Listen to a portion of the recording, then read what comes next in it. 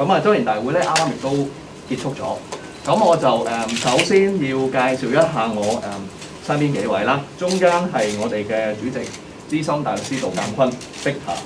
咁喺我身邊呢位咧就係、資深大律師無樂禮Jose 副主席。咁另一位副主席咧就係、資深大律師陳正龍 Derek。咁遠少少嗰一位咧就係、我哋嘅名譽秘書馬家俊大律師 Johnny。各位傳媒朋友，大家好！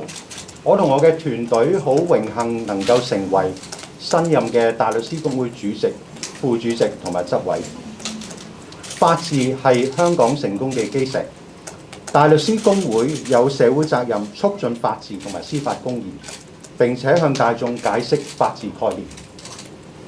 過往一段時間，香港面對咗好多挑戰，有人對法治觀感改變，有人甚至變得悲觀，又有人作出一啲唔尊重法官、法庭或者攻擊整個司法制度嘅行為。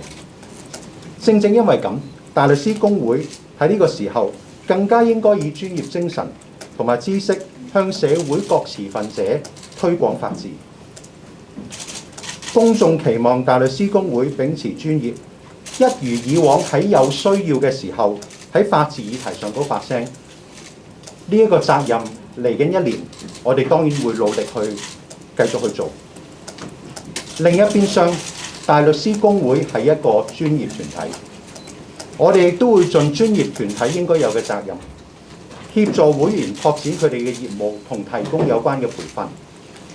除咗香港，內地同埋海外法律行業近年亦都有急速嘅發展，公會一定會把握機遇，喺嚟緊一年同各方有更好嘅溝通，去為會員創造更多嘅機會。農曆新年在即，喺而家疫情嘅情況，我諗我最好就係恭祝大家身體健康。多謝你哋。Mr. Dawes, Holmes Chan from AFP. 3 questions. A year ago, your predecessor, Mr. Paul Harris, said he believed that the national security law was, quote, not consistent with the rule of law. And he made it one of his goals to get the government to modify that law. Do you agree with your predecessor's view of the NSL, and do you share his goal of trying to modify the NSL with the government? Can I answer your questions one by one, or else I will really forget when we get to the third question? The NSL is part of the laws of Hong Kong. It is, of course, something new, and members of the public are, of course, concerned, and we do appreciate the concern. However, we are still in the early days. Some of the cases have now reached our courts.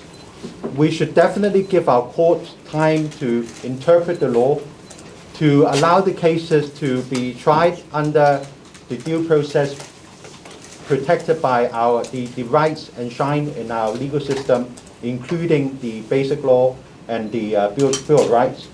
And any ambiguity will be clarified by our courts. And I'm confident that our courts will be able to discharge that duty. One of the barristers, a member of Hong Kong Bar Association, Ms. Chow Hang Tung, is charged under the national security law. What do you think should happen to a member of Bar Association in that circumstance? Should she be disbarred? That is something that I will have to deal with as chairman, and that is a matter that is ongoing. So I'm afraid that I can't comment on that at this stage. But you should be rest assured that it will be dealt with under our usual disciplinary process, which has worked very well over the years. There are some proposals from some sectors of society that the barrister profession and the solicitor's profession should be merged. What is your view and the Bar Association view on this? And do you think there's cause for worry? Now, I have been hearing this since I was a very young member of the bar. So when I was 21, some solicitors firm told me I shouldn't join the bar because the profession I'm going to fuse. And here I am, 20 odd years later. The bar has an important societal role to play, and that has been emphasized by my predecessors over the years. That has also been emphasized in a recent court judgment by the Court of Appeal.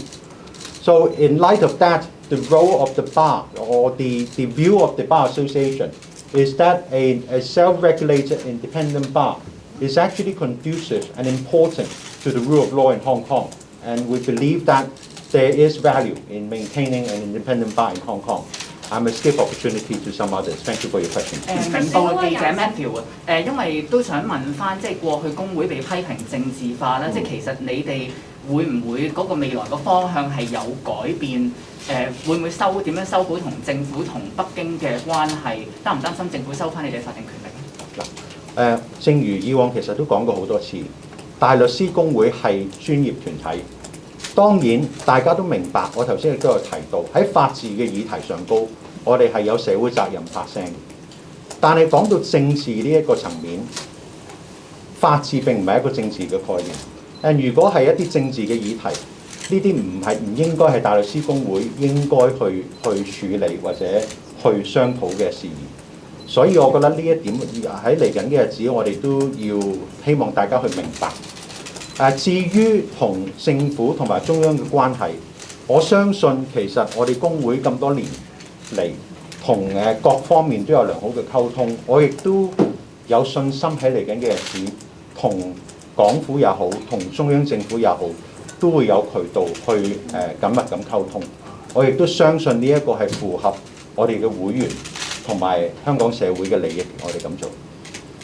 TV 記者陳建文想問翻主席咧，頭先即係有講到咧，即係法治同埋政治議題有唔同啦。咁其實政府都講緊嚟緊咧，會就呢個23條立法咧都會開展呢個工作。你會覺得呢個係政治定係法治嘅議題咧？同埋喺嗰個法律原則上，即係你哋大律師公會會就咩方面提供啲咩嘅？你嘅原則係乜嘢？23條嘅立法，當然大家都會明白，而特首亦都提過，呢一個係即將會發生嘅事。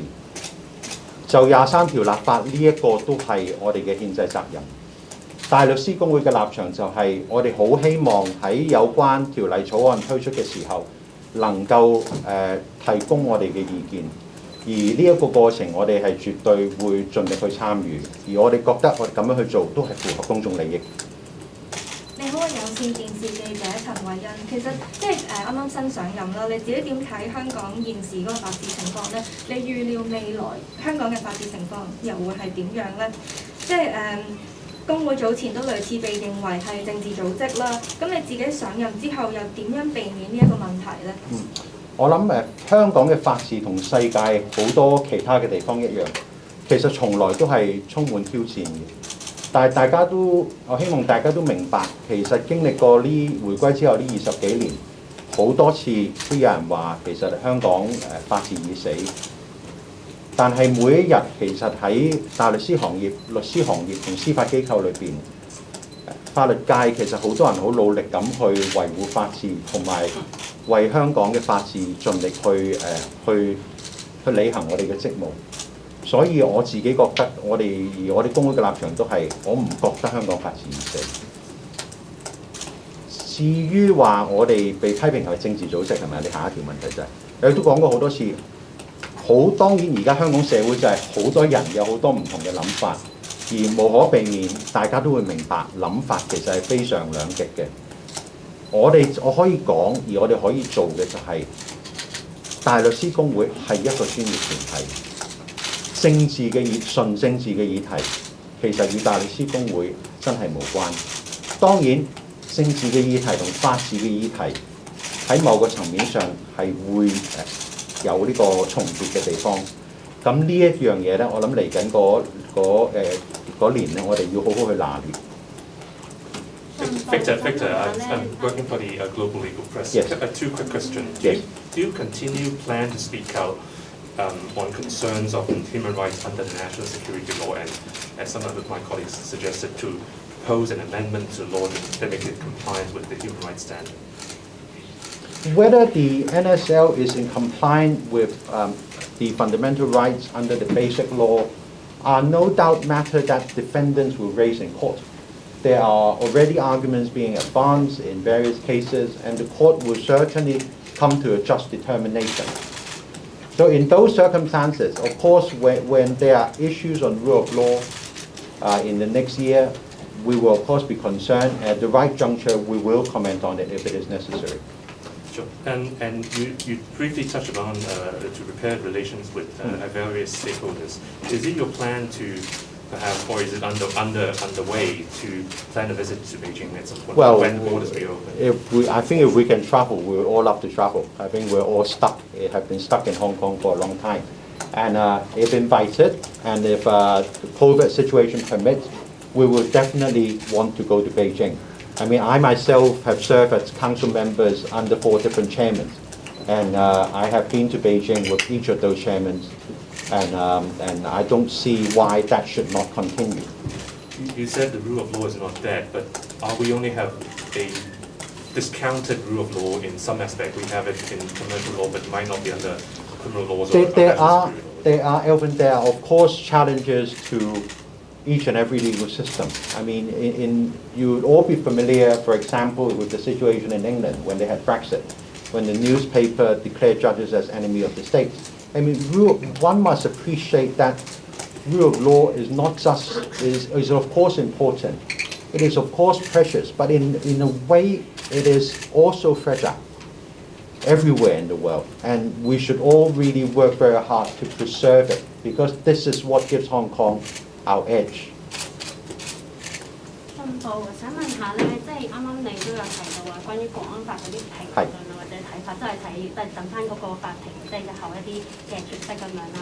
咁其實想問下，即係舊年夏博爾佢上任之後，對於國安法嗰啲嘅建議或者修改或者啲憂慮咧，你本身對於佢嗰啲意見係同唔同意咧？你覺得佢之後被兩辦，即係港澳辦同中聯辦都批評佢係即係要挑戰中央嗰個底線咁樣。我想知你即係可唔可以分享下你自己對呢件事佢嘅建議係會被中央咁樣去批評，其實嗰件事公唔公平咧？其實作為大律師公會主席佢講嗰啲説話，其實係唔係合理咧？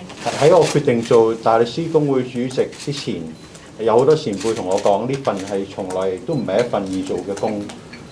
從來都係充滿住好多挑戰。我相信夏博爾資深大律師都會同意過去嗰年係荊棘滿途嘅，但係就同香港一樣，同我哋嘅法治一樣，其實都係面對咗好多嘅挑戰。所以喺呢個情況底下，我會建議同埋我亦都希望大家盡力咁樣去維護法治，就國安法嘅落實同埋之後嘅實踐。我希望大家俾時間法庭，亦都希望俾時間，俾個機會我哋香港嘅司法體制去處理呢一件事。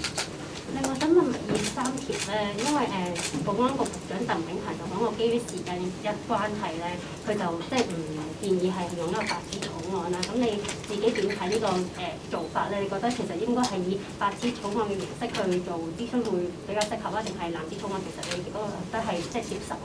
我諗最重要嘅都係有足夠嘅諮詢，而無論用咩草案嘅形式去做，大律師公會就呢啲重要嘅法律議題，我哋係會密切留意同喺適當嘅時候發聲。Mr. Dawes, yes, here again. I think I should let somebody else ask. I'm sorry, you started. But anyone else? Anyone else? From the South China Morning Post. Why did you decide to step into the hot seat given what happened to your predecessor? And do you think the current state of affairs is a compromise with Beijing? Why did we decide to stand? The 5 of us, entered into law school and started practice around the time of the handover, when a lot of, when Hong Kong was also facing a lot of attacks. In our generation, there are a lot of students who decide not to study law because of the uncertainty that 1997 was going to bring. And on that occasion, we voted for Hong Kong. We voted for the rule of law and decided to commit ourselves here and in this profession. We believe it is high time to serve the bar and to give back and serve the community. I know it may sound an ambitious project. We will do our very best. Do you consider it a compromise with Beijing, the current state of affairs? Well, one would of course have to be more specific about that. I think a lot of people would tell you politics is about compromise. It does not work if there is no compromise. I think Lord Sumption of the UK Supreme Court advocated that in a recent lecture he gave to the BBC. Now that is politics, but there is really no compromise when one talks about the rule of law. That is something very different. To be more specific, have you been approached by Beijing or representatives of Beijing to encourage you to run for this post, or during your campaign to express that, for example, Beijing has given you its blessing or some kind of seal of approval? Now, in deciding to run, neither myself or the two vice chairmen have been encouraged or had any support from the central authorities. We decided to run because we believe it is about time we give back and we serve the bar. That is very clear. 一開頭咧講到話，即係知道而家香港有啲人對法治感到悲觀嘅，你覺得個原因係乜嘢？同埋咧想問埋，即係覺得過去幾年大律師公會嗰個工作係咪一個啱嘅方向咧？有冇啲乜嘢係過往幾年冇乜做，你哋嚟緊會做多啲？有啲乜嘢係過去有做過，而你哋覺得嚟緊都唔會再點做？我諗大家都會明白，其實香港從來都係面對住好多嘅挑戰。正如我頭先所講，法治從來都係面對住好多嘅挑戰。所以過去嗰幾年，有一部分嘅市民或許感覺到悲觀，其實唔出奇。其實每一個時候香港都有好多唔同嘅睇法。但係我所講，我可以講嘅就係咁。嚟緊嘅日子，我哋當然喺法治嗰方面會繼續盡力發聲。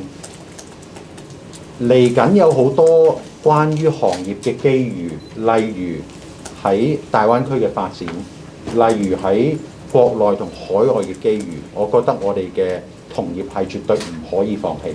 所以喺呢啲方面，我哋會希望有更加多嘅對話，同埋幫佢哋尋求更加多嘅機會。我哋會答多2位傳媒朋友嘅問題。係你好，文匯報嘅Jackie 你好。係。因為香港法治入面備受一啲外國批評啦，咁影響到市民對法治嘅理解嘅。咁如果有一啲係無理嘅批評啊，你會唔會係發聲去幫助市民理解呢？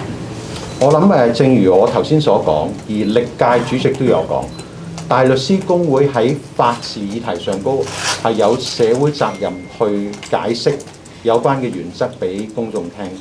如果嗰啲嘅報導牽涉到一啲我哋覺得我哋應該發聲嘅原則，我哋絕對係會繼續咁去做。當然，我希望大家都明白，即係大律師公會唔係時事評論員嚟嘅，即係你唔會見到我哋個個禮拜都發聲嘅。